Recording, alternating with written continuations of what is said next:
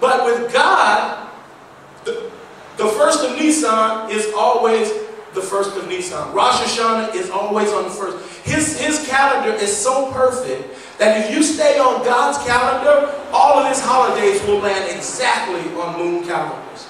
But here we have the Julian calendar, and it's set on it's a solar calendar, okay? So Satan created a solar calendar with no relationship to the moon.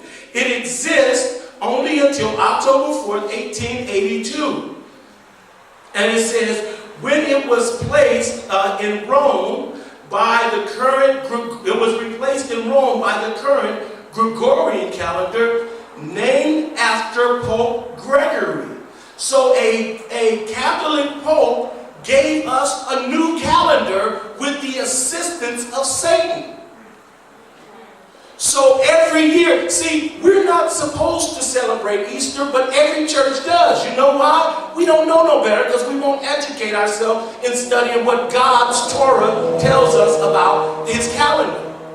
So therefore, every year, and we have no idea, who is Easter? Is it the bunny rabbit? Is it the eggs? What's Easter? Then when you do a research on it, you find out, wow, Easter is a pagan goddess that they burn children to. And you go, and we celebrate this in church? So therefore, we have to understand something.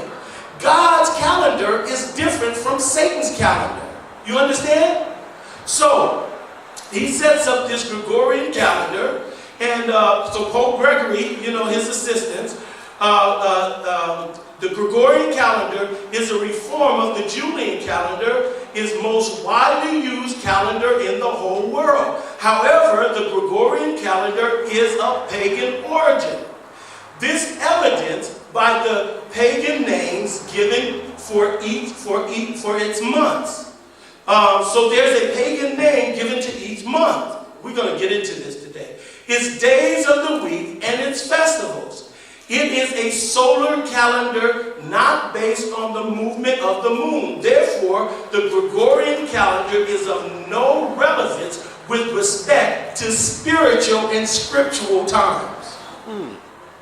So now, let's go to Leviticus chapter 26 real fast.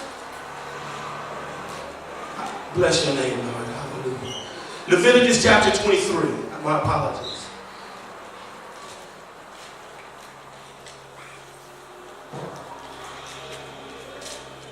See, because God said they judged you way too fast. Because you didn't even know, they judged you way too fast. When January came around, everybody came to give me advice. And I was like, can I have a week to talk to God and find out what's going on? No. Everybody's like, kill him, crucify him, hit him with a rock, Like, no. I was watching a cartoon and it was like, let's freaking see him and fry him and then let's kill him. No, let's hit him with a rock, then freaking see him, then fry him, then we'll kill him. All these people, it was like, I was like, Lord, that was it. They was like just, but this is what, okay, let's go to bring you Leviticus chapter 23.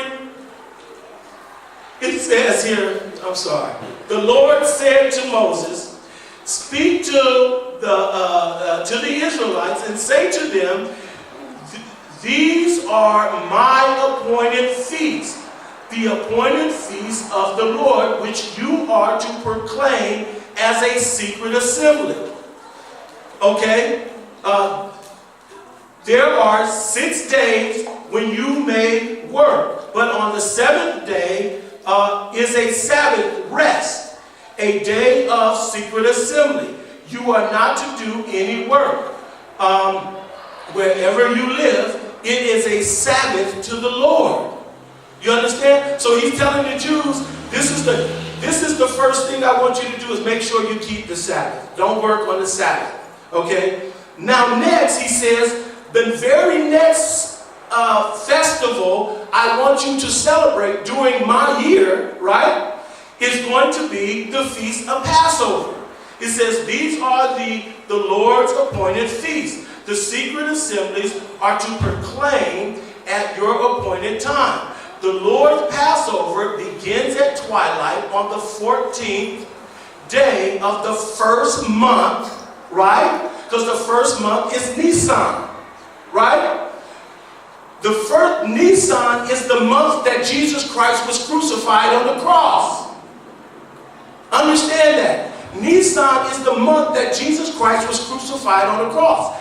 That month commemorates the first month of the year for God. You understand? Because this is when life is born. This is when life is brought forth. So Nisan 1st is to be the first month of the year. And he said, in that month, make sure you have a Passover celebration. And make sure on this day that you kill a lamb on this day. Make sure that you can take each family, take a lamb on the 10th, and take him to your home and kill this lamb on the 14th of Nisan. And then when this lamb dies on the 14th of Nisan, then go 3 days. He told the Jews to go 3 days into the forest because the Egyptians were going to come after him. But he's commemorating this day. Now, the Israelites celebrate Passover year after year after year. What are they celebrating? They would kill a lamb every year after that. You know why? Because this holiday was commemorating on the 14th of Nisan, later when a true lamb would be born into the world named Jesus Christ. And so when Jesus Christ was born into the world, I don't know how God orchestrated it, but they killed him exactly on the 14th of Nisan.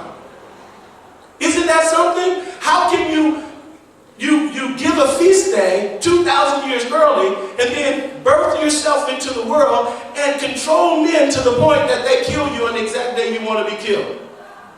Because you have to understand, the crucifixion was not a tragic event in heaven. It was a great accomplishment because he was trying to win souls. So understand that on the 14th of Nisan is his first festival. Then he has, after that he says, now I want you to celebrate Passover, first fruits.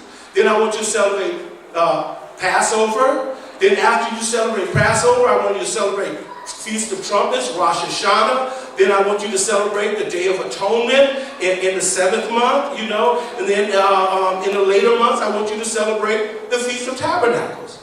So if you read in Leviticus, he gives them all of his feasts that he's going to have throughout the whole year. When Satan created the Gregorian calendar, Satan did the same thing as God.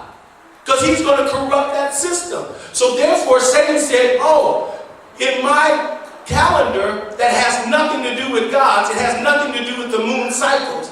In my calendar, I want you to celebrate Easter, the goddess of fertility, and burn your children to her.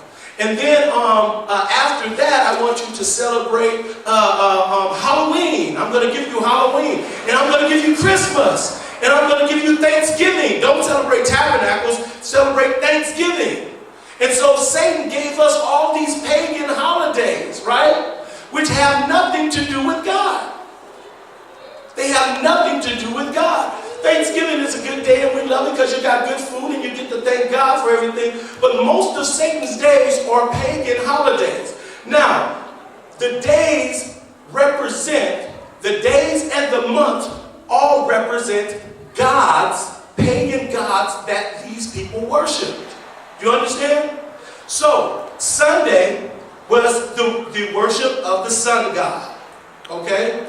Monday was the worship of the moon god. Okay? Tuesday was the worship of Mars and the god Tyre. Wednesday was the worship of the god Odin and Mercury. That's why in Spanish they call it, how you say it in Wednesday, it's Mercury, right? Which is the standing for the god of Mars. Okay, so that's that.